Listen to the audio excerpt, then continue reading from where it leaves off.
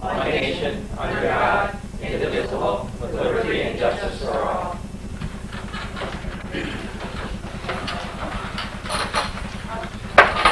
Call the meeting to order at 7:05.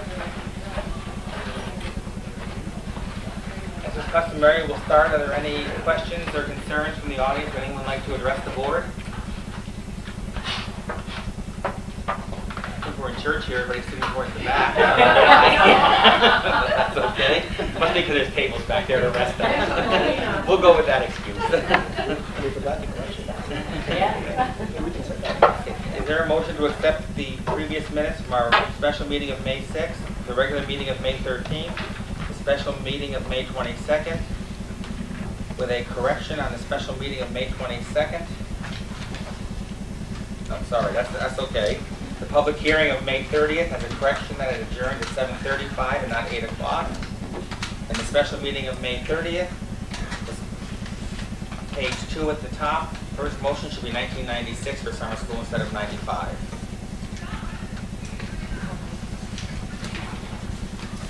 Is there a second? Any discussion? All those in favor? Opposed? Motion carried. Is there a motion to accept the treasurer's reports, general, federal, payroll, and capital from April 96? It's in our board packet.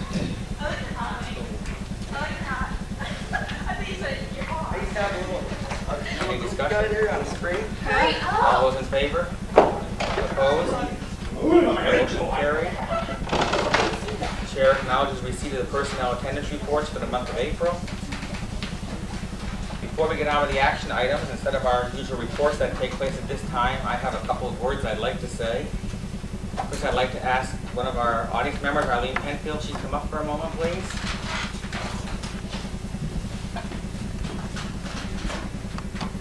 Arlene was our BOCES board representative, and she's decided not to seek re-election this year, and she's going to end her public service to BOCES, which she started in July of 1974, when she was appointed to a sub-advisory committee at BOCES.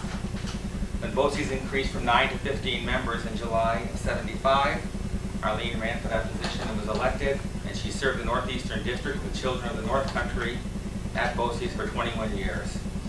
And on behalf of the Northeastern Board, I want to thank you for all the stuff you've done for BOCES, all the things you've done for the children. It's a little token of our appreciation. Thank you very much.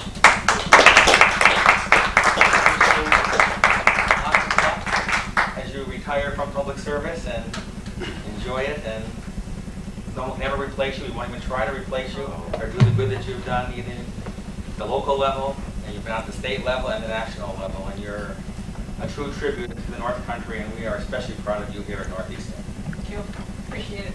And good luck to all of you. Your job is a hard job, but it's the worthiest job. Thank you.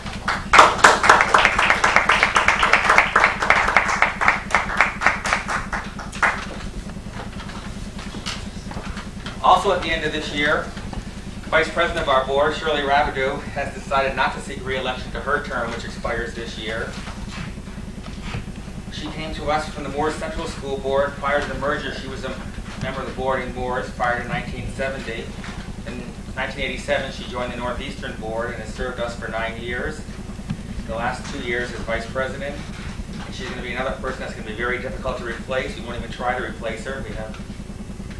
I can't tell you the good things she's done, the way she's kept us together. She's brought us common sense many, many times. And on behalf of the board, Shirley, I have a little token of our appreciation. And best of luck as you leave us. We're going to miss you.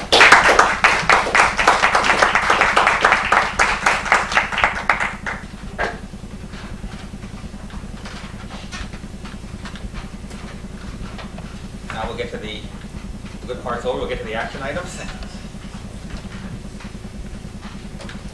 Is there a motion to accept the Committee on Special Ed recommendations from their meetings of May 8th, May 10th, May 13th, May 15th, May 20th, May 22nd, May 29th, May 30th, June 3rd, and June 5th?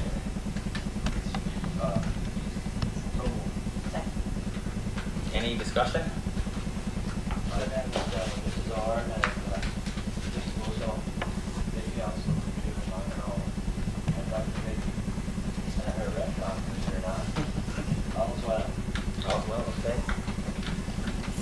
All those in favor?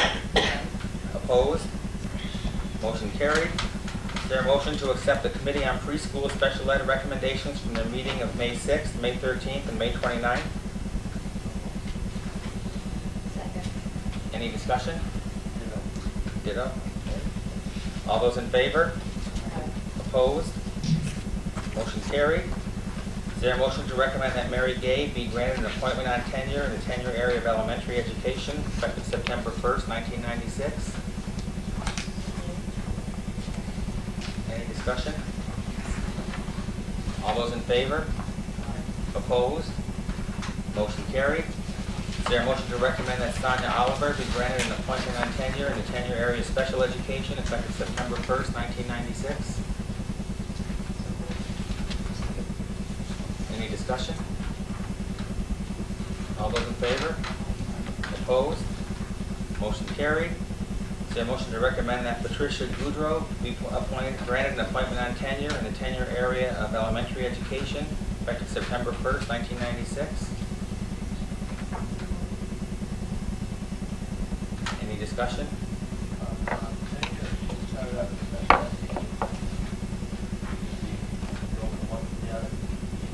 Yes, but you have to start a new appointment. So she has served, is she to have previous tenure in special ed? You're asking them, so No, so Patricia Goudreau. She came to us in 1991 as a special ed teacher and served until 1993 in that capacity, and then in 93 went to elementary. This is her 3-year tenure, okay. It'd be 2 years if she had tenure in this other previous area, right? Yes. Anything else, Sam? Okay, all those in favor? Opposed? Motion carried. Is there a motion to recommend that Elizabeth Elliott be granted an appointment on tenure in the tenure area of elementary education effective September 1st, 1996? Any discussion? All those in favor? Opposed? Motion carried. Is there a motion to recommend that John Provo be granted an appointment on tenure in the tenure area of special education effective September 1st, 1996? Is there a second? Is there a second? Is there a second? No second to the motion? Is there a motion that Dennis Rasko be granted an appointment on tenure in the tenure area of social studies, 7/12, effective September 1st, 1996? second. Any discussion? All those in favor? Opposed? Motion carried.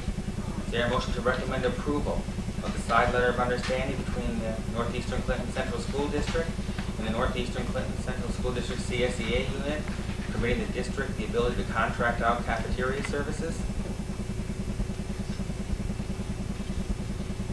Is there a second? Second. Any discussion? All those in favor? Opposed? Motion carried. Is there a motion to recommend approval of the side letter of understanding between the Northeastern Clinton Central School District and the CSEA unit regarding computation of annualized salaries for 10-month employees? Is there a second? Any discussion?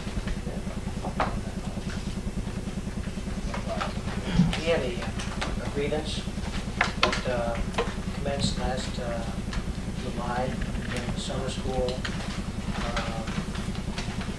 that was held here. It had to do with the computation of the salaries of the bus drivers and the teacher aides. And they've been computed in 192 days. And they agreed that, feeling it should have been 180 days. We went into negotiations with the Civil Service Employees Association on that issue, and settled that matter on 180 days.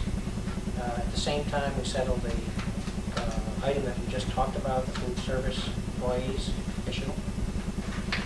And basically what it did was for the summer school people, as I did provide you a copy of the folders, but Bus drivers, instead of getting $120, see how I'm going to say that. They earned, during the summer, they earned $156.96 more than they would have if they had been computed on a 192-day basis. We talked about there. Yeah, yes. The three items that were talked about there, yes. That was back in January '96. We discussed it separately. This will be it from now on. 180 days. Yep. Sounds like it. Yes.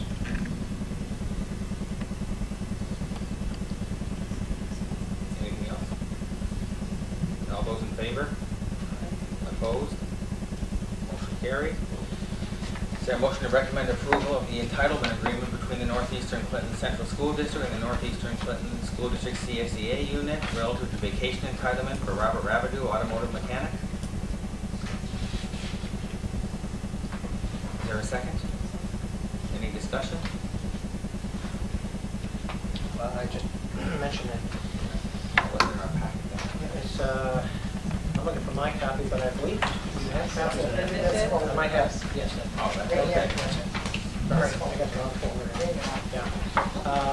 Essentially, what has been done here is an acknowledgement of all the time he has spent in the automotive area. Remember, there were layoffs because of the budget crunch back in '90 and so on. This does not affect anything but vacation. He has spent 8 or 9 years as an automotive mechanic, so we're recognizing 3 weeks of vacation upon the conclusion of 10 years of service. So we had to define just how many years of service he had for vacation purposes.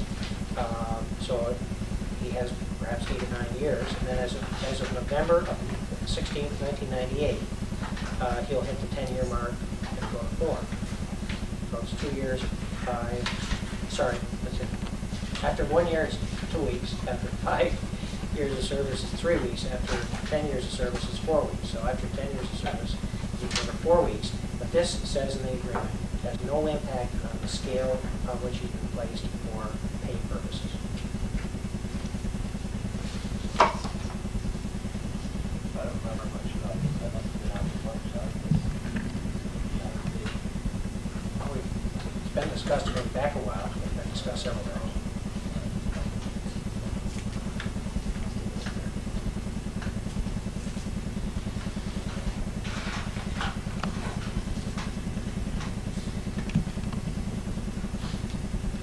All those in favor? Opposed? Roll call. Mrs. Brasser? Yes. Mr. Miller? Mr. Enkoviac? Yes. Mrs. Rabideau? Yes.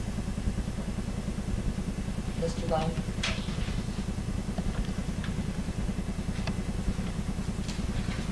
It's carried. Motion carried, 4-1. Is there a motion to recommend awarding the general construction bid for the school bus garage to the lowest responsible bidder, Roger P. Kennedy, $121,761?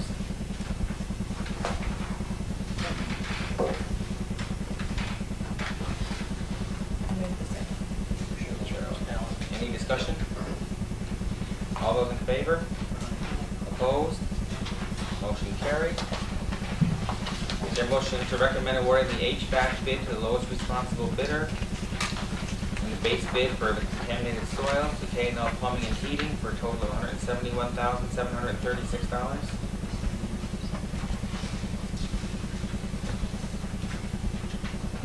Any discussion? All those in favor? Opposed?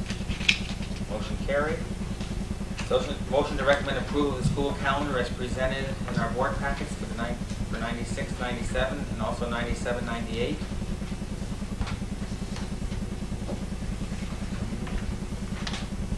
Is there a second?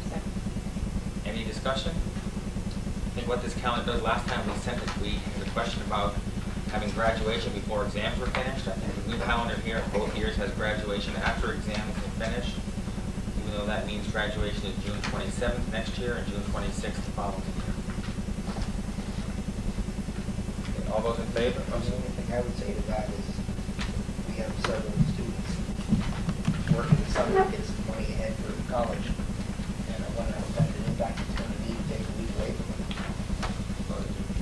They would have exams and the school year, they have to be in school. It's 2 days next year and 1 day the year after difference. You're talking 2 days or 1 day. That's really the state calendar as far as the regions go, so we need to be in session Monday, Tuesday for next year. Yeah, it was my understanding last time, that they would still get their general high school diploma. They would just be probably waiting to see if they could get their Regents diploma. That would be the only, they would be graduating without knowing if they got Regents diploma, basically, before that.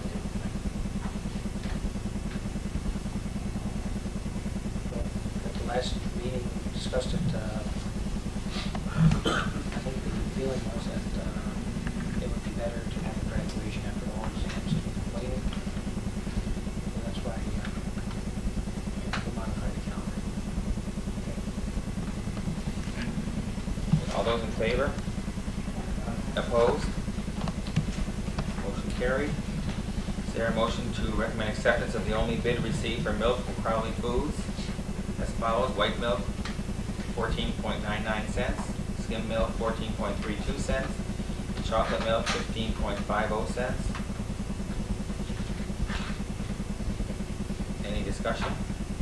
Interesting to note here, I think we should note that the price is 2 cents a container cheaper than it was last year.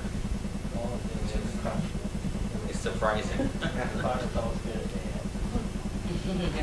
And all those in favor? Opposed?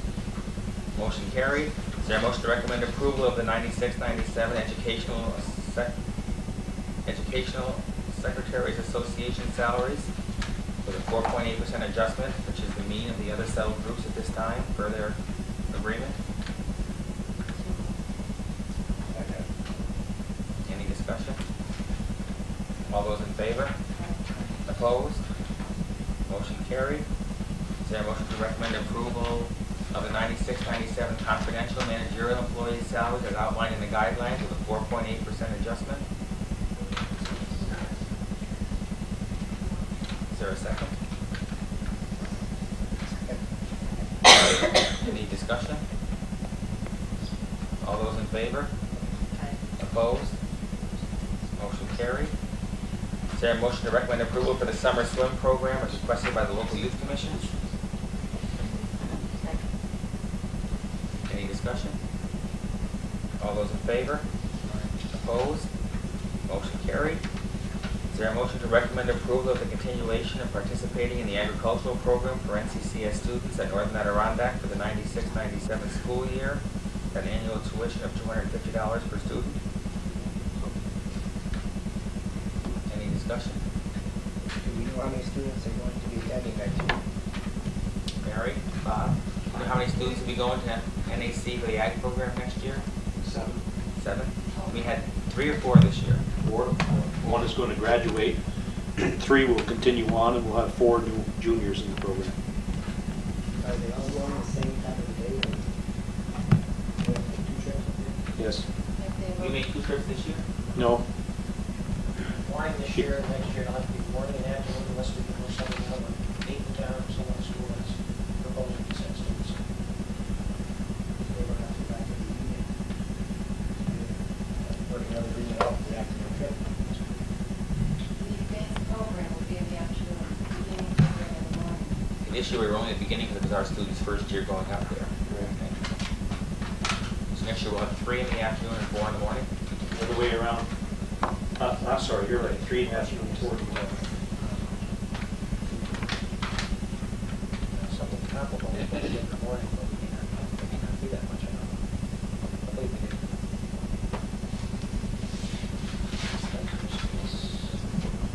We were hoping that maybe we could chase either in town, or maybe something that we went down. It's still quite reasonable.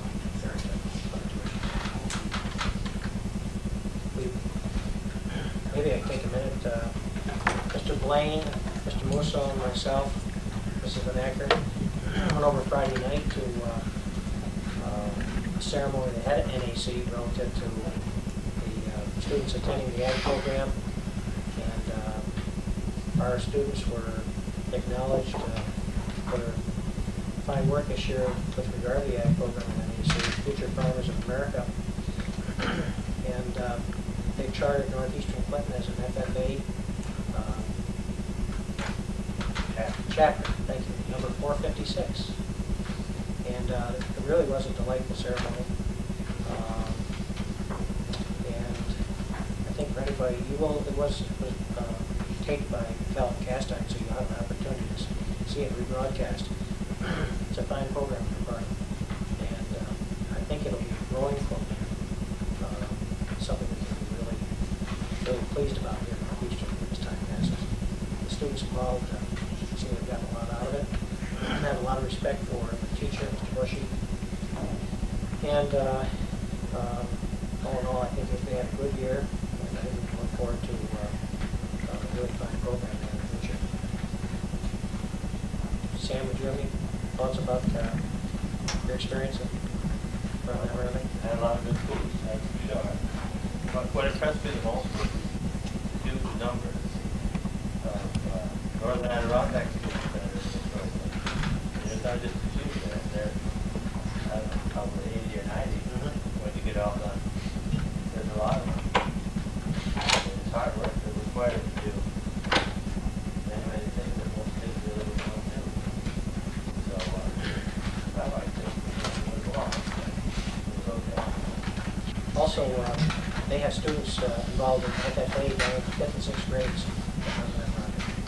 And it's, I think, an important part of their building process, encouraging students at early age to become involved in leadership programs. And that's what FFA is about. It's as much about leadership as it is about agricultural education.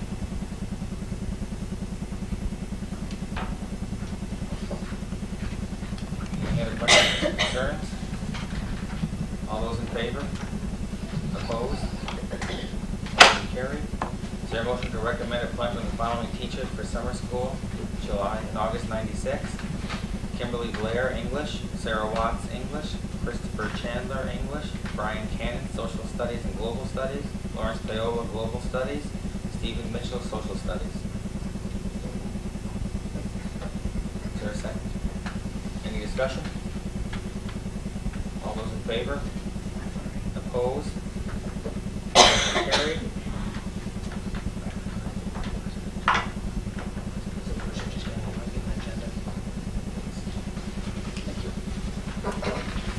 Is there a motion to recommend approval for Ms. Christensen's and Mr. Provost's classes to take an overnight field trip to Pocahontas Outdoor Education Center, June 17th and 18th, in accordance with district policy?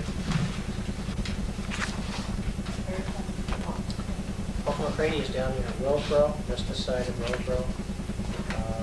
It's a trip that's been taken several times in the past by the school. They raise all of their own funds for it. It's a fine program. It's an outdoor education. Is there a second? Any discussion? All those in favor? Opposed? Motion carried. Is there a motion to recommend change order number 5 to name building contractors for work done at the Champlain Elementary School, increasing it by $2,979? Second. Any discussion? Yes. Stop, stop. All those in favor? This is Laura, tell us about that. I'm not telling you what I just said. Yeah, I've been there. We just asked the question and I everything was done am not okay. satisfied with the steps. They need to be replaced. They've needed to be replaced since they were put in. This is a different issue. The issue here is 2 doors down in the lower level, D1 and D2. They had to widen the doorways, install the new doors. To the new exit, the next issue is in nosing at the concrete entry, and also there's a handrail involved there. Okay, we asked for the handrail, we asked for the nosing, so that's a change order, and it's a separate issue from satisfying the district with respect to the installation of the steps themselves. But you're paying for something that's going to be ripped out. Well, we're not paying for anything. This is a change order. This is a change order. Okay? So the materials, regardless of what happens, are extras that we wanted. We wanted a handrail. You may have wanted a handrail yourself. I don't know if that was, did you? I thought it was like Moore's, I thought it was in the bid, and then I didn't get one. So we needed a So handrail. I asked for one. Yeah, we needed one, right? So in the nosing, this is a change order, we're not paying anybody any money, but we wanted the steel nosing to protect the steps, make them last longer. So we have asked for those, we're providing those, this is the cost of providing them, and it's an issue separate and apart from us being satisfied with the concrete work, let's put it that way. So this is the west end of the school. But it has a new canopy and entry. Well, D1 and D2 are on the lower level on that end. The aluminum handrail is at the west entry, my understanding. Doesn't speak to the airspace and canopy or anything like that. We have a change order, there's a change order for some of that work coming tonight.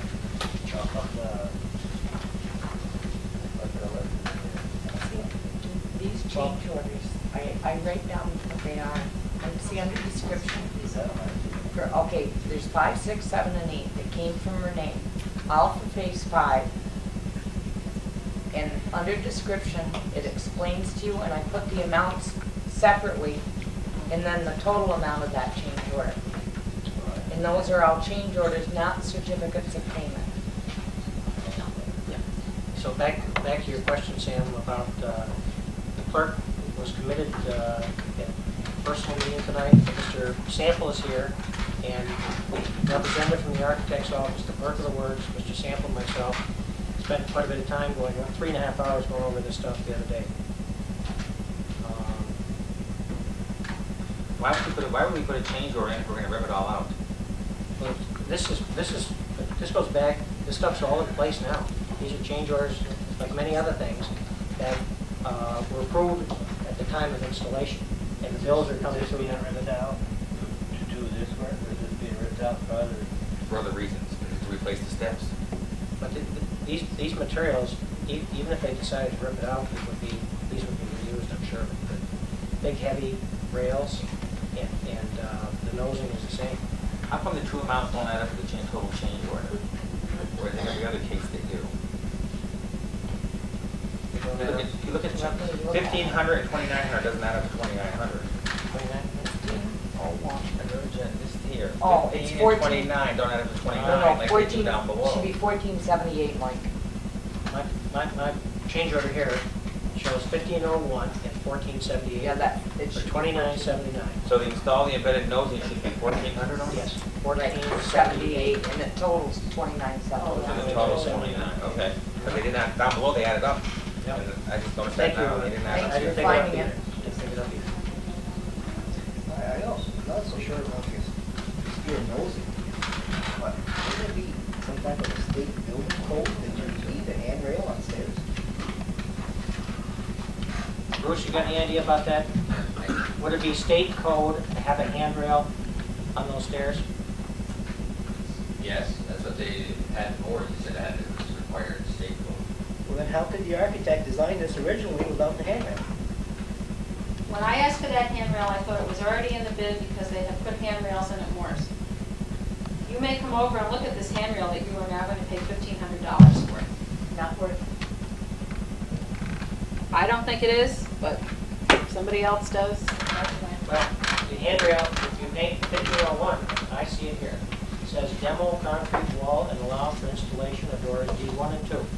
Furnish and install aluminum handrail at west entry. So it looks to me, it appears to me, it's 3 items amounting to $1,501. We put this on hold and ask for a breakdown of all these items.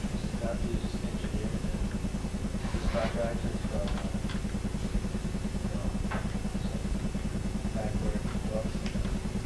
I mean, there's got to be a way to shift this cost back to the engineer. That would be hard to do. I can't Okay, why don't we get a breakdown of this, Okay. what's going on, what's happening, and bring it back to the next meeting? 'cause On this- all of No, them? no, just this one for now. Yeah, you have probably the others will look the same way. Okay, get cost breakdown for each of these items. Yeah. And then why we're having to pay this extra cost, what happened that it wasn't included in the first place? Yes. It wasn't included. So, Yes, Bruce? Excuse me, okay, sorry. And then in nosing, for whatever reason, again, this goes back to the architect, they specified it on the east steps, but not the west steps. For whatever reason, I don't know how they plan these things. well, it makes it an add-on. Yeah, it would be an add-on, but why are we having these add-ons? These add-ons Well, are we- extremely annoying. Especially if it's Agreed. state mandate. like It's the required for a railing, required to should have, been- I just don't understand this. Okay? Maybe we should split the cost with the architectural firm. Since it's their area, you know, it's probably have to absorb some of it. Are we at fault because we don't check these things? I don't know how we would know how to check them though. We don't have anybody Well, that, that's when we hired the architect. yeah, that's right, that's his job. See, and that's how those come to us. I do the best I can when I do That's the right. No, it's agenda. not your fault. Well, it's nobody's fault. It's here, in the school back. Your job to be checking on this stuff? I don't know if he sees them before. I don't think he would. Any paperwork. So let's get a breakdown of this and see what went wrong in this one case here. Is there a motion to recommend change order number 6, to furnish and install fill to provide drainage from the building to the fuel tank, increasing it by $3,062?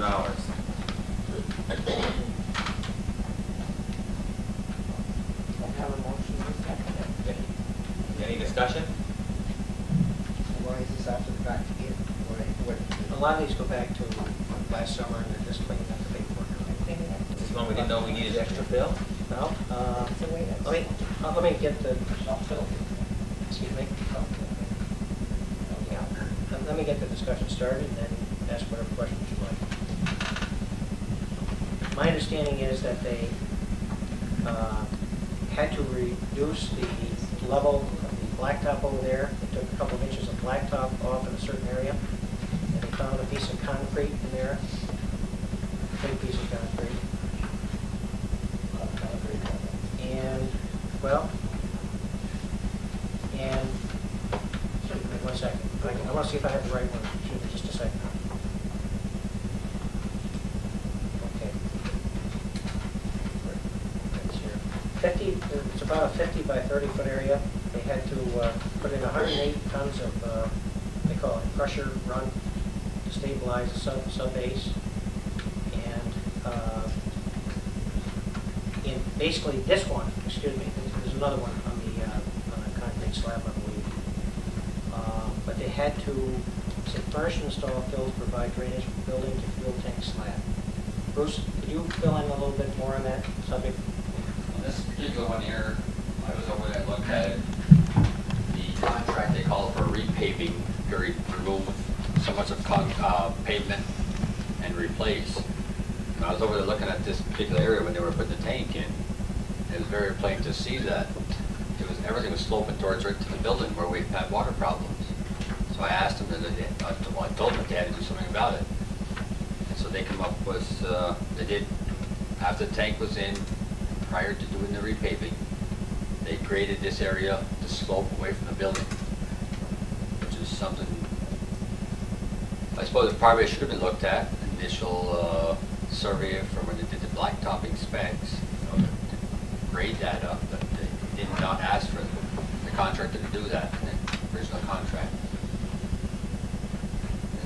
Everything was pitching to the corner of that, to the building, into that corner, where all the water was running. When it rains, the water runs back towards the school. That's the way it was, right? Anybody in their right mind knows that when you build a building, you grade it so the water will fill the way. That's the way they always guys work.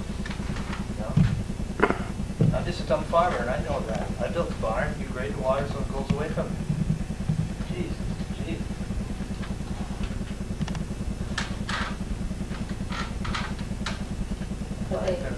But they Is this an have, error in the original one, or is this a problem with? Bruce, What was that? the question was, is this an error from the outset? Oh, yeah, this goes back back to years ago, it was paved, you know, it's sloping towards the building. But that's why we did these things, that's why we had architects, that's why we did all this stuff, to do this and to do it right. And it still cannot be done right. This wasn't in the original bid to do the grading, to grade it differently? They just give them general to remove old paving and repave. And really nobody run any shops on these areas to find this out that there was slope towards the building. I just felt there was no way that they're going to repave that the same way it was before, make the same mistake. Well, I gotta give them credit for that, I guess. Precipitate a problem or continue. Yeah, they should think all that about that. But come home and get right at the beginning of the table. This one sounds like nobody looked at it. Nobody even thought of this. When I was generally to remove old concrete, or remove old blacktop and install new. Was the blacktop? I'm guessing it's what Bruce said. Blacktop taken up so they could put this in, and they put it back? Basically, they ground the blacktop down a couple of inches, preparing to install the new blacktop. And then it was noticed that it was going to slope to the building. It would have sloped regardless. So they needed to add fill to change the grade so that it was a little higher at the building and slope away. That's my understanding. Does that answer your question? Put the blacktop back in and then No. realize that the water is going back? I don't think so. They ground the blacktop down. The question that Vicki had was, did they put the blacktop in and then have to take the blacktop out? So Well, I noticed this when they were working on our tanks. They did all the tank installation first before doing any paving. I was observing the tank installation. I noticed that that time where the paving, no paving was left around, but they dug it out, but everything was pitched towards the building. And I brought it up to their attention that something had to be done before they did any repaving. So it costs like $3,000 more to bring fill in? It's a restaurant, 108 tons, yeah. to put the proper grade to it. To pay for their mistake. Taking the original paving way back, 20 years ago. It would have been nice if they had been included, if they had looked at this and included it That's what we contracted in them. the original contract, but it was never taken into consideration. So this was 20 years ago. Or when the last paving, when they paved it. Would have been a cost factor anyway, the initial bid, but it probably not quite as expensive anytime you go to a change order. It's usually more expensive. That's sure. Yeah, but would this have pitched down in there if you would have put a new, this added tank installation? Would you still have that problem? I mean, if you never had to change that, was water going Yeah. into the Oh, building? yes. Oh, it was already? Oh, Oh, oh, yes. Those are the building big. Well, that just makes sense, putting all the more It strong. does, but they should have known that, because water going in the building, they should have known they would need some backfill. We did know, I took them down to the And you boiler showed room them? several times when there was water ankle deep. So how does an architect design this when he's actually showing where the water's going in the building, and he goes and designs it and still pushes the water back toward the building? Right. Right. I second that.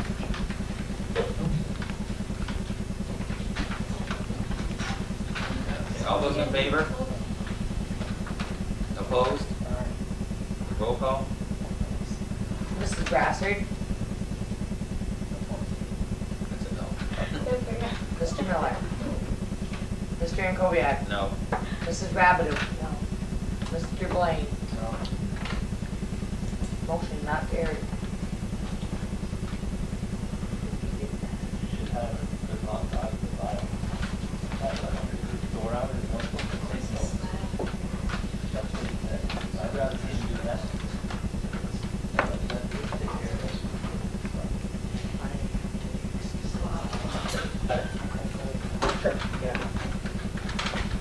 Is there a motion to recommend, I can't wait for this one, change order number 7, to remove the concrete slab at the parking lot west entry, $3,168. Is there a second?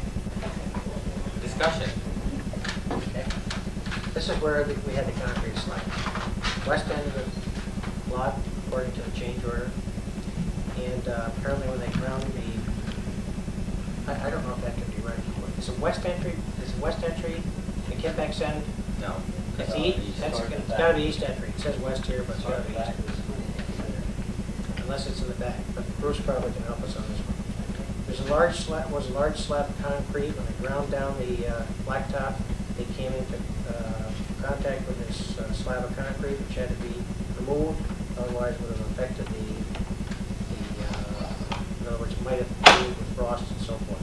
And I'm told that they did 6 hours of backhoe work, and had a dozer in there for an equal number of hours, and had 50 tons of number 4 stone in there. This is something they discovered as they were taking the blacktop, they didn't know was there. Okay, so. This is a hidden matter. I mean, they do test holes, to see what's underneath the pavement, but they don't do enough of it to cover, they can't cover every square foot of it. This is something that they found when they started doing their grading. They come across a cement slab, for whatever reason, put there years ago. That's separate from that $10,000 hole we paid for earlier this year. Did you hear the question, Bruce? Is that separate from the $10,000 hole earlier this year? Yeah, they removed this and then they made the hole. Bruce, where is this? Is this really at the west end of the school, or is it on the northwest end of the school? Is it in the back of the gym? West side of the building. Yeah, but it's on the northwest side? Towards the library? Towards the tennis courts? Or towards the back? Yeah, just out, adjacent to the main entrance door. West of the main entrance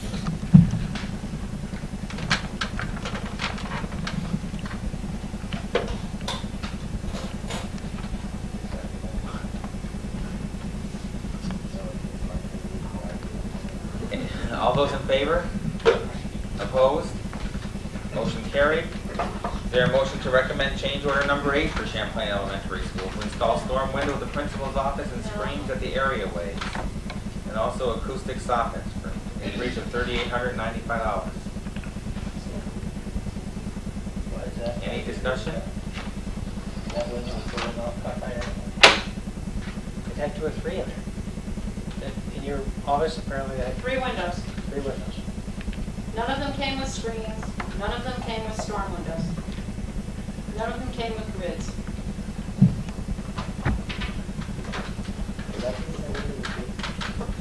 How was the window bid?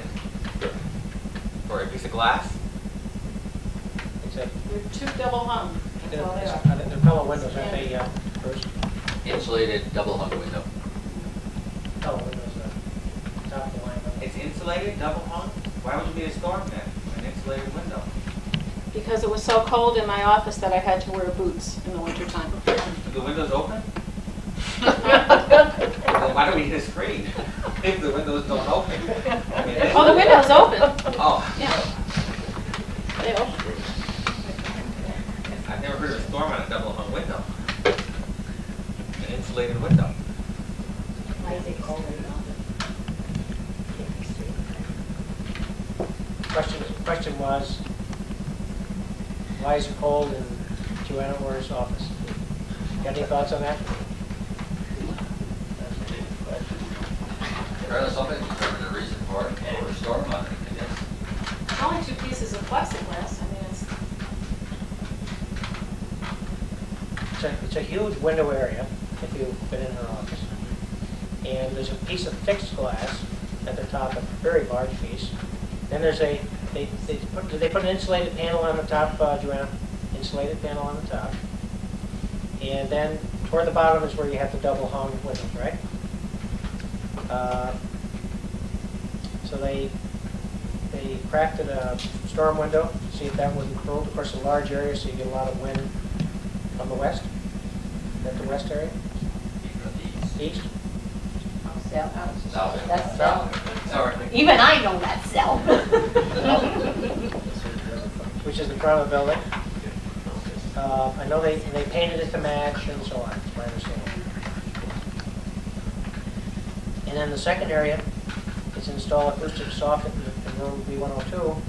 And I believe that's the reading in the art room down at the lower level where there's some big pipes exposed. And looks a lot better with the soffit installed, it hides all those holes and so on. Well, how come we bought, how come we didn't do it? They weren't satisfied with the first couple, That's so no they charge kept, to us then. they kept All on the same. That's no charge less than 3 windows Is it the themselves. same company? same contractor or subcontractor, yes, I understand. There was an increase in the amount. Now, the increase in the amount was for Storm window. Storm window, Screens and the and the soffit. screens, and then the screens at the areaways have to do with the new exit out of the basement. It's a dark colored structure at the end.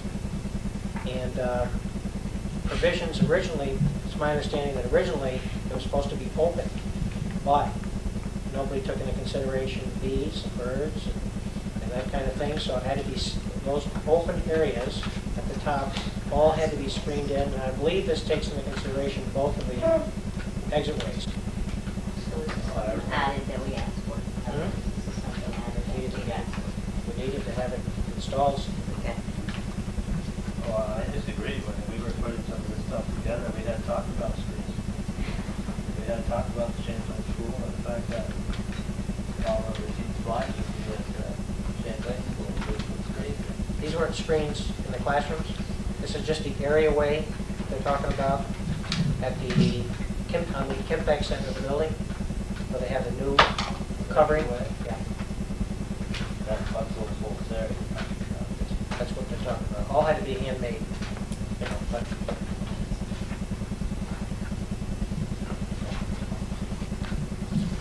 And all those in favor? Opposed? Motion carried. I guess I'm gonna maybe say something. I think I speak for the entire board when I sit here and say, why does it take 5 of us to have to come up with these questions when these things come through? And people that are working with this every day, and we're 5 people who, I'll say generally are general ignoramuses when it comes to some of this type of work. Yet we can come up with these questions, and the people that deal with it every day can't come up with these questions. Being the architectural firm and the people that are dealing with this and making sure things are correct, I guess it's annoying to have to go through this like this. I don't know, maybe I think I speak for everybody when I say that. and I'll speak on behalf of those who try to deal with this in-house daily. I mentioned earlier, we spent 3.5 hours covering this subject. In some instances, the answers are satisfactory and explainable, and we can go on from there. But in some instances, we will acknowledge being exasperated and frustrated ourselves. It hasn't been the smoothest of marriages, and we are trying to work our way through this project and get to some conclusion with it. We do not want to be taken advantage of by either contractors or architects or anybody else. It is the taxpayers' money. Just without getting into the issue, but just to make the point, we spent a long time the other day on a particular change order that we felt was about $14,000 high. And we went from soup to nuts, laid it out line by line, and sent it back to the contractor, to the architect's representative, saying, you got to give us a better explanation of this. So we are spending a lot of time on this and trying to get the best resolution we can. But like all things, it's not a perfect world, and some things are marginal, need to be taken care of. And that's why they come here. But there's a whole list of items that we went through the other day that we're holding because we're not satisfied ourselves. And there was 2 were removed from the agenda. We prepared the agenda last week, 2 have been removed from our draft agenda. Yep. So So it's difficult. one was the infamous curtains. And that doesn't count the other ones that we placed on hold from the meeting that Chris and I pulled our hair out on. Now, Or- question back on this one here. Sure. Now, after they install these storm windows in my office, and it's still cold, then what? I mean, there are people that have homes that one whole wall might be of windows, and I know some people, and they don't have problems, I mean, with cold, they don't have storm windows on the outside. I mean, it's, Shouldn't have to with a double window either. yeah, that's what I just said to Alan, those are Yeah. supposed to be the best. There'll be a change order next year for coat and boots. That go with the room. And that, that's okay, I'm used to it now. Bruce, do you have any thoughts on the heat in that office at all? Is the heating unit of sufficient size in there, that sort of thing? That was an old That was an old entrance to the building, wasn't it, years ago? Years ago, yeah, main entrance. I don't know, it's been comfortable in there before. I think far as all the heating source, there's sufficient heating source in there.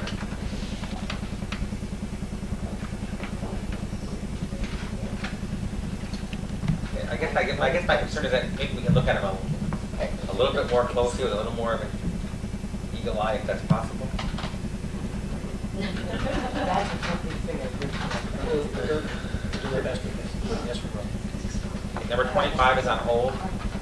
Any need for one? Maybe just make the point that the state budget is not approved, and we have a line item here on the budget, on the agenda. Basically, we thought that maybe as of today, we would need to borrow funds to get through the rest of the year. The June state aid payment has not come in. It's being held up because there is no budget approval at the state level. And we may be coming to the school board in the next few days. We have a meeting tomorrow night and Wednesday night, depending on what happens at the state level and what our own resources are here to get through June 30th.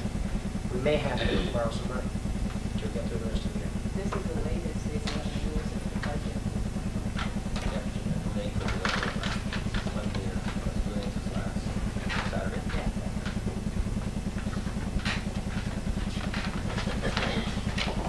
There's going to be an insurance committee meeting on June 17th with the insurance company. And that's going to be Mr. DeGranpree, Mrs. Rabideau, and Mrs. Kingsbury.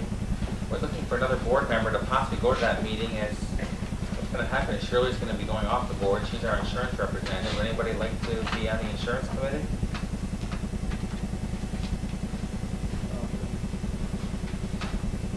that going to be a conflict of interest for you, Alan? That's my only concern.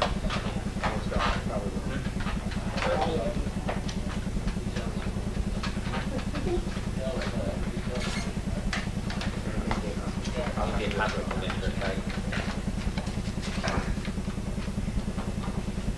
Sam, are you interested? Vicki? You're learning, right, me. How true, personal. Yeah, I'll give it a shot. Okay, thank you. Thank you, Sam.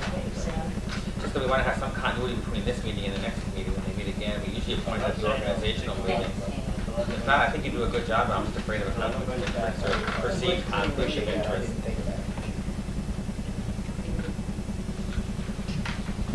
In our board packet, there were some budgetary transfers that were dated June 1st being reported to the board. If anybody has any questions on any of those, they did when they went through. The request in for typist Veronica Lashway has given notice in accordance with the contract of her intent to retire on June 30th, 1997, in order to receive the stipend. In our board package, there was a draft policy on internet conditions, rules, and acceptable use. If anybody has any questions on this, it was sent to New York State School Board, the policy people. And if anybody has any comments, we'll have a move to a discussion item at the next meeting and for action at the subsequent meeting. Next is the incentive retirement program for 1996. There is one being offered by the state. In order to meet it, you have to prove that there would be a 50% savings. I understand the district did some calculations and we do not meet the requirement for a 50% savings. And therefore, we're not eligible to accept the retirement. Is that correct? Correct. If anybody has any questions, I guess they can talk to you, Chris, about how the calculations were done. They did give us a formula from the state and everything with that. Teaching, yes, it is. You don't need to require Either one.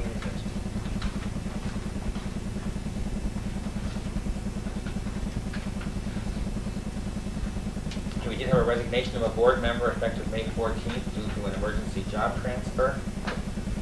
And it was too late to go on to this month's ballot as to how we were going to fill that position in order to have an election because we had missed the deadline, 45-day notice in the newspapers. And we now have an option of either appointing a board member for a period of 1 year to the next election, or going without a board member or holding a special election. I guess what we're asking is that you think about this, if you have any questions or comments now about it, how you feel, which one of the three approaches that we should take, or can take. Somebody have any thoughts now, or they want to wait, we can bring it up as a, I've got a couple of special item later on too. just throw it out, think about it. I thought about it a lot. I was in favor of a special election. But the time frame could be that probably the earliest August, maybe September before we can have a special election. So we're looking at a 9-month election for a 9-month board member. So that person would have to run again, it would be until the next. It would be about. No, that was soon, that person would fill out the term. Which is only until June next year. Is that when Mr. Johnson's term expires in the next year? Okay. So he was a 5-year. No, he took Rose Matthews' place. 98. Oh, okay. 98 it ends. I don't know, that changes. That would be for a year and a half, year and 3 quarters. He served 2 years, he had 2 years left on the term. I was on to June next year. So I think when he took Mrs. Matthews' seat, she had served 1 year with a 5-year term when she resigned. He had 4 years, he served 2. Those are the 3 options that are available. If we do an appointment, it's only until the next election. Then we'll have to run, first one would have to run at that time for the 1 year remaining on the term. We can go without somebody until that time, that's going almost a whole year without with a 6-member board. Or we can, The district superintendent might ask us for a recommendation. never happened in the past, we've done it before, right? They had that option, I thought it was our decision. Well, I believe he may let that happen, but he does have a role to play in it. I thought I mentioned that Yeah, I somewhere. didn't realize that there was a role that took place there. My education law. So it's really, Could you make a copy of the law for all? I'd be happy. For the next packet? But we should wait till next month for the board members help in the position. Well, that's right, I think we have to be thinking about it too. I have it. As to how we're gonna go about doing that. If we get a copy of the law that gives us all the requirements, that can help there. I know those are the 3 basic options that do exist.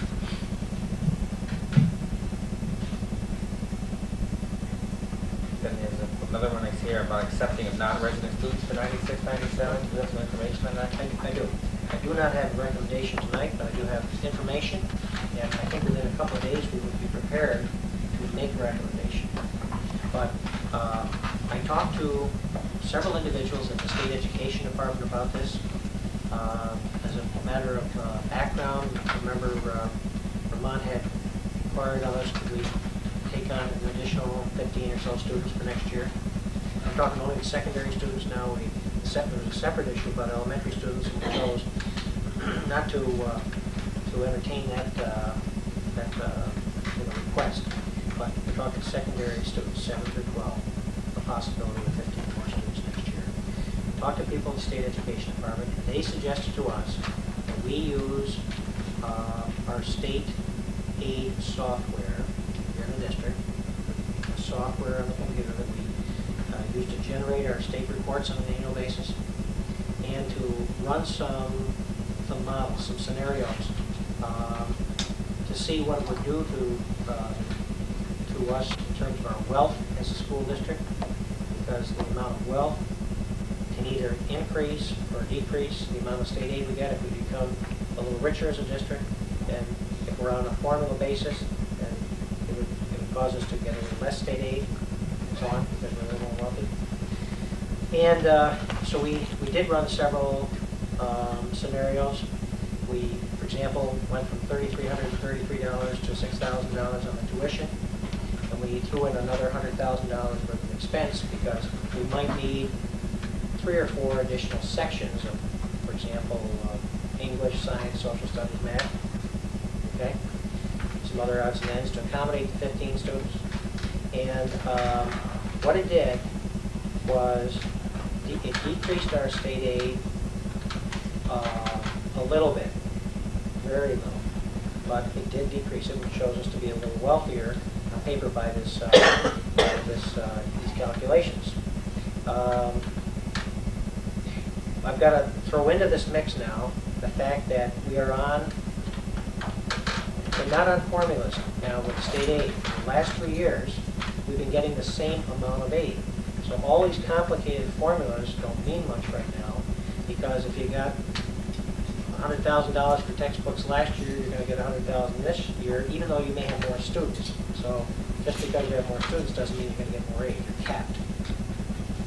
So as of today, if our calculations are verified by the state education department, they're taking the information that we provided to them, and they're going to run the information separately to see if we agree. Because one of the concerns would be if we accepted, let's say, another $300,000 of income from the Vermont students, would that be, would our state aid be reduced by an equivalent amount, for example? As of today, it would not be because of the capping.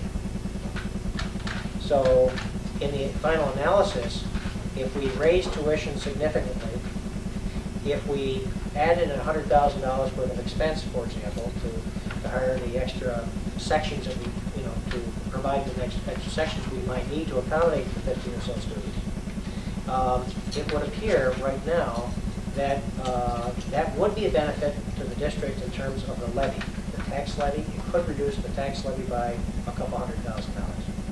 So from the work we've done so far, it looks like it could be a benefit to the district. But that is only as things stand today. If the state budget is approved and they put us back on a formula, then we would have to recalculate it, okay? Or at least on an annual basis recalculate it, to make sure that this was not costing the district, putting an unnecessary burden on the taxpayers of the district. As it stands right now, if we increase significantly the tuition, and all things remain the same, then it would provide, it would have an impact to help lessen the levy load, depending on how much we increase the tuition. We're anxious to know as soon as possible. The superintendent calls me on a regular basis to find out where we are. I think I could be prepared to tell you with some conviction as to where we are, within a few days, because the materials at the state education department, they're looking it over, and they're going to say, yes, we agree with you.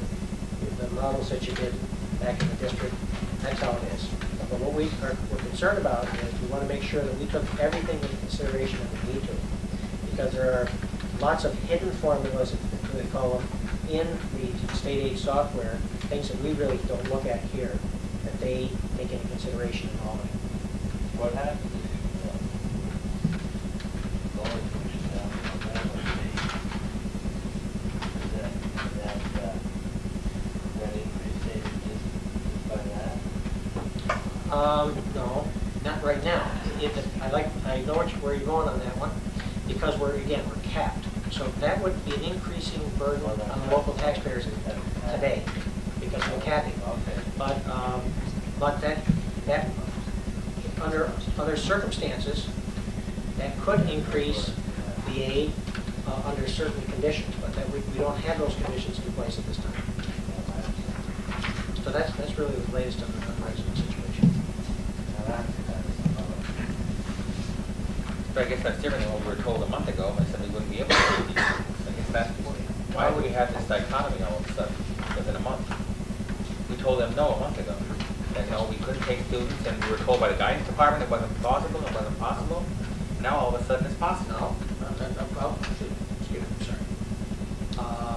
Well, I think my understanding was that we without adding staff, we would be pretty well maxed out. I remember talking about numbers being 26, 27, and so on.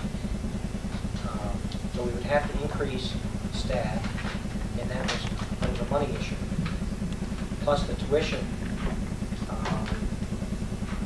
at 33 was just not cut. Speak to me more about it so I make sure I answer your question. I think you may, I guess why is there this, I guess my question is why did we have this change all of a sudden? Why wasn't this thought of a month ago then? This option instead of going through what we went through and causing a lot of ill will with people in Vermont over this. And it sounds like it was all for nothing now.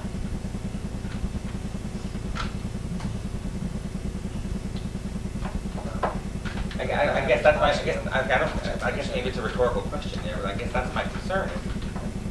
Yes, sir. Yes, my name is Bruce Noble, I'm from Vermont. I'm one of the parents in there. We do appreciate your time looking over this for us because we really would like to come to this school. All of our kids, believe me, from their sisters and brothers through the years and what they say about the school and so forth, they really enjoy and they look forward to coming in this direction. The one thing that was brought up about a month ago, I happened to hear that one of the biggest things was money. So I brought it to our board's attention and asked, why don't you offer them more money? And it was as simple as that. So that's why it came up again about a month ago. And that's why you're looking at it again. If it's feasible for you, we really, like I say, we really enjoy this place, and we appreciate the education you're giving our students now, and we hopefully can continue that. It's really important to us. We're not happy with what we have over there, and believe me, every time when it comes down to it, it's this school. It's this school. It's as simple as that. I'm glad to hear that. That makes us feel like we're doing You are. good You're job. doing a real good job here. We thought the $3,333 was an awful lot of money. Well, But when we, and this, enters the picture going back a month or 6 weeks ago, we thought it was a lot of money. But as we explored this and looked into it, we found that it might be 5,000 or 6,000 and so forth that might be more appropriate in the way of a tuition. So maybe that's part of the answer to that. Okay. So when do you think that you possibly might have an answer? Now you're saying 2 or 3 days, this is for your board, to Vermont. When do you think? I'm hoping to have the information back from the state education department in 2 or 3 days. Then that information would have to go to the school board for their consideration, and then depending on the outcome of that, then I'd be in a position to discuss it further with Mr. Buckley. So maybe the school board would have a... After tomorrow night, our next meeting, we have a meeting on Wednesday night, do a brief meeting, and our next meeting is scheduled till July 2nd. There's a lot of students that are... Probably one of your concerns and one of your questions Definitely. We keep turning down other schools that will take us because this is what we want. And we're willing to wait. Of course, we're dying waiting, but... I guess I'm just sorry we're doing this so late in the game. Oh, I understand, and we didn't realize it, and I think we sort of took you guys for granted. I think that was one of the biggest things.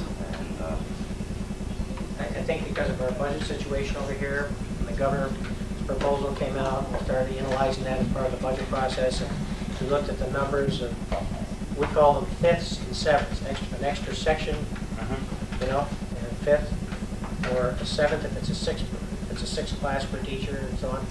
And to run it as tight as we knew how, we just didn't see how we could accommodate an additional 15 students. I think that's why it sort of came to a head in the spring. right, right. The only thing is, I'm a little concerned about your number. To me, I thought it was 24. I'm not sure, but I know there's 9 from Lamont. Elbridge, I have no idea, but I thought when they were... New students coming in? Right. I believe, I'm not 100% sure about Elbridge's total, what wanted to come over from, it would be 9th grade. But I thought the total between the 2 towns was 24. I could be wrong, but you might want to check that number. Aren't there 7th graders too then? 7th grade is from Lamont. Are they included in the 9? Yes. Those 9 are all 7th graders this year. Okay? And Elbridge, I'm not positive at all. I'm assuming they're 8th graders that graduated and going into 9th grade.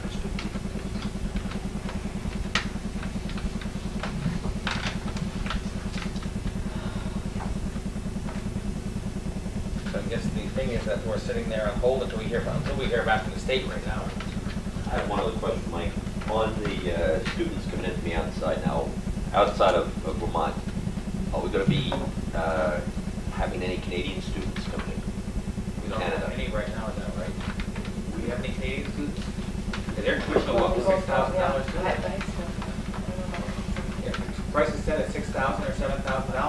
their price will go from 3,000 to 7,000. In other words, we'll still accept them into the school system too. Yes, we will. We'll still accept outside students from other places in Vermont too. Pretty much if you accept them from one. That number is minimal. I think, how many, what do we have now In from other words, if you outside don't of Vermont accept the students? Vermont students, you're not going to accept any other That's right. students. Right. The policy has to be really one way or the other. Well, Yes? Yes. I'm speaking taxpayer hat here and the parent hat. There's a long historical perspective to these schools, going back to the Rouse's Point School, the Champlain Elementary School, and Northeastern Clinton, accepting and having had students from Vermont. I remember in the late 50s and 60s, Wagon used to come over from Alberg with students. We've had students from Hemingford and LaColle.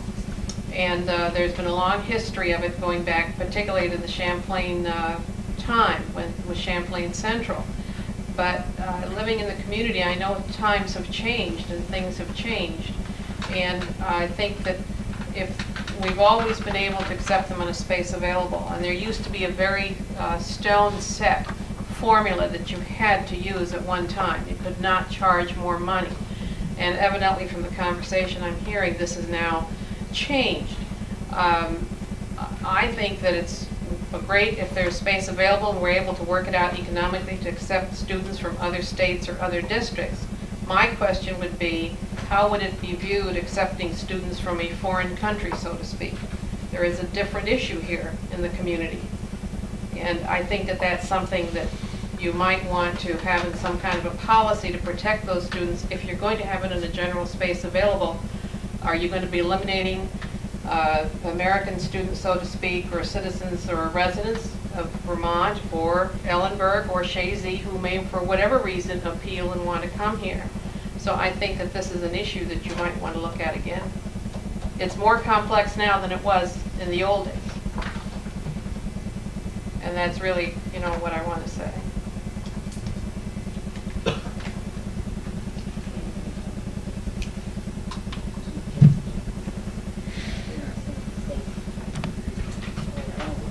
Right now we're talking about students outside of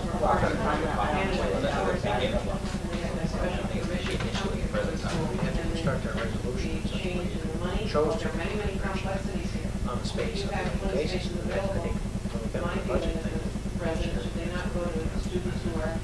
There would always be a space available spaces. Yes. Okay. $3,300, we weren't prepared to recommend the school board another section of art, science, and music, and so on. I mean, you're talking some large dollars. I think that's why we got into the deliberations. That's right. That's correct. Yeah. So we will keep Mr. Buckley informed as things progress as quickly as we can, and we'll have a special meeting if we have to once we can get the information. Thank you again for your time. Thank you, sir. The school attorney, Mr. Curtin, would like to attend one of our meetings and discuss the relationships between attorneys and school districts. Anybody have a problem with him coming to do that?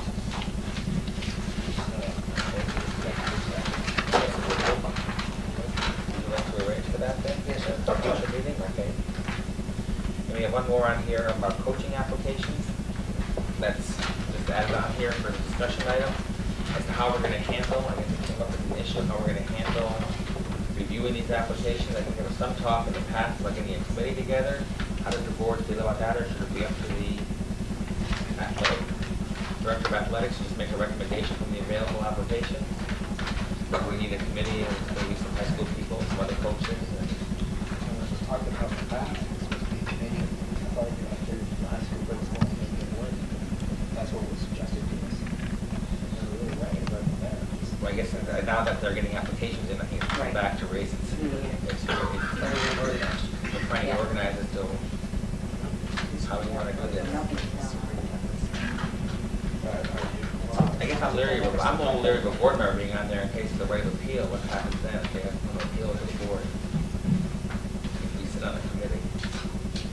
I mean, that's the devil's How would advocate. that work in rhetorical, with either educational staff or support staff for board members to have a committee? They do sit on, but they do sit on. That was because of some problems in the past. We've been doing that.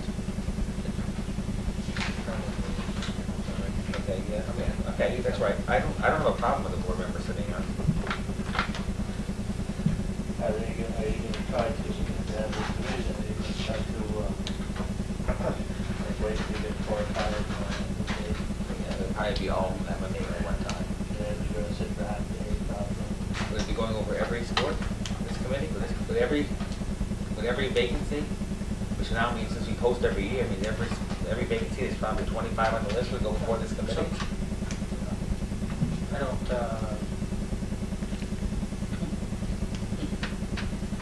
there are 22 sports here, approximately. In some cases, we've done an in-house posting, and we've had nobody express an interest in a few positions, okay, in certain positions.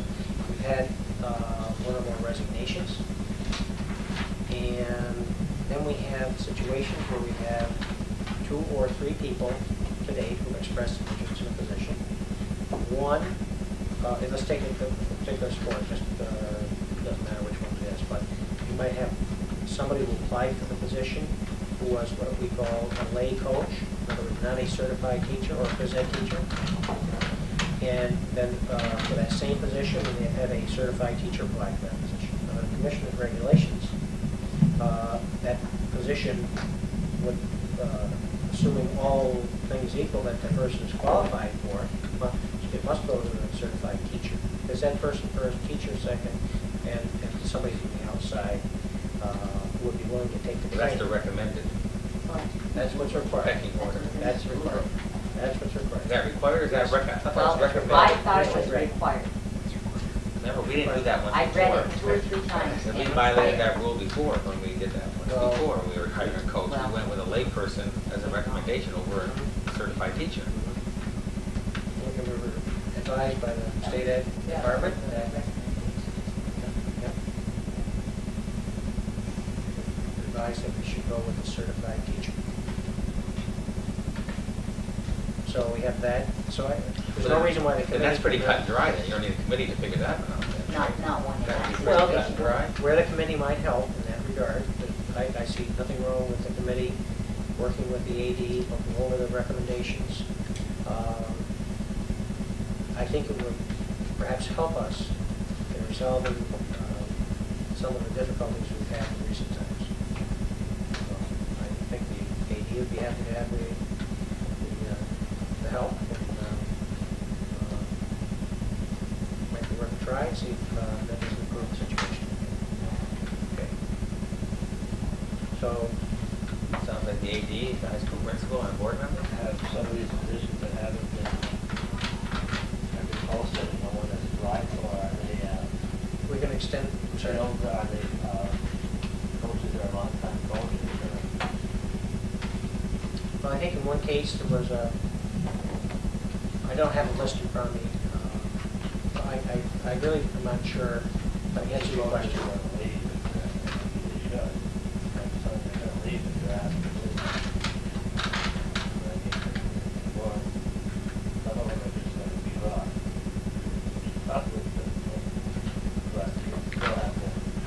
In some cases, there probably wouldn't be any contention over a position. In some cases, you might have a couple of people who've expressed an interest in the same position, now that we're posting them annually. And I would say, we just have to look at each one and go from there. You could also have where one person applied, that person may not be want to be recommended too. Yep. I can see that happening. The committee, through the AD, might choose to repost that job. Okay. Kind of volunteer in high school principal, kind of have to do what he has to say. He goes to my father. Willing to help with Any that, thoughts on it, Bob? Yeah, Any thoughts on how you would envision it working? Do you have any idea how this committee should work? well, I only see it necessary for this committee to interview candidates where there's more than one candidate vying for a position. And in my opinion, if we've got just 2 candidates, one is a teacher and one is not, I mean, the law says we have to hire the teacher. There's no sense in interviewing. It would only be a case where we might have 2 or more teachers looking at one position, and we would need to make a decision on a coach.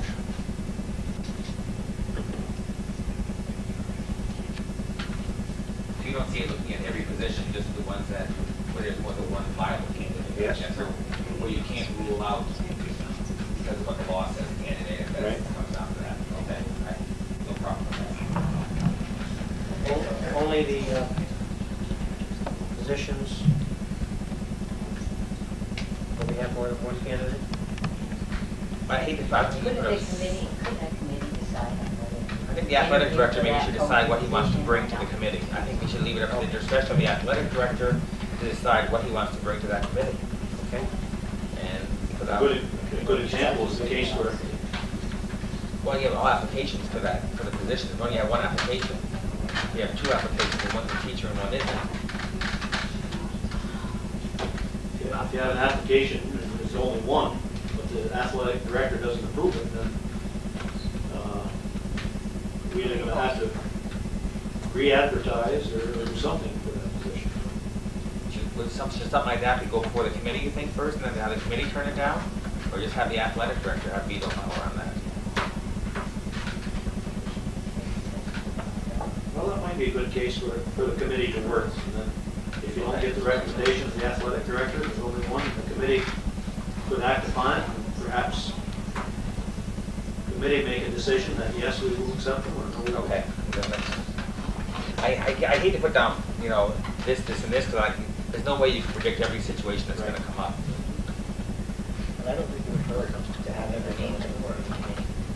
It may just be something as simple as I understand, but there may be also some information that one member of the committee might know and different don't. And we just air it out before it, clear the air before it gets. I mean, this is entirely on the other staff. I've interviewed where we've had one candidate in July.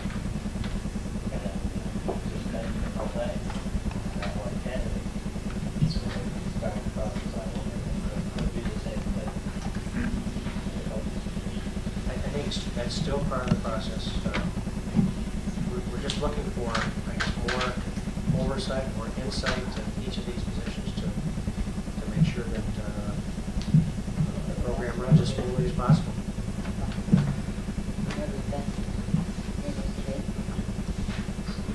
Okay, so we'll go with that type of concept for next year. Yeah, if we get a full board, we'll come for the member, maybe after the next meeting. We'll do that. Well, we wanted to have some taken care of by the organizational meeting, July 2nd, because the coaches like to plan during the summer for fall sports, and if we could even get the winter sports taken care of, we'd like to possibly volunteer for doing some interviewing the week after school's out. Possibility.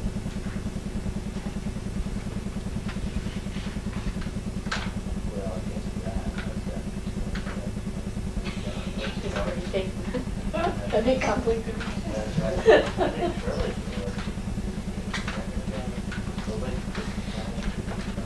Well, that never bothered me. Yeah.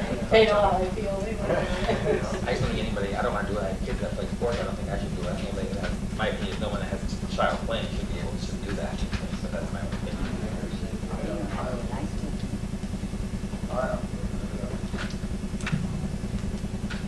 Okay. Kind of rough to do it Yeah. when you're not here. I'm like on the fence. I'm almost ready to be pushed out the door.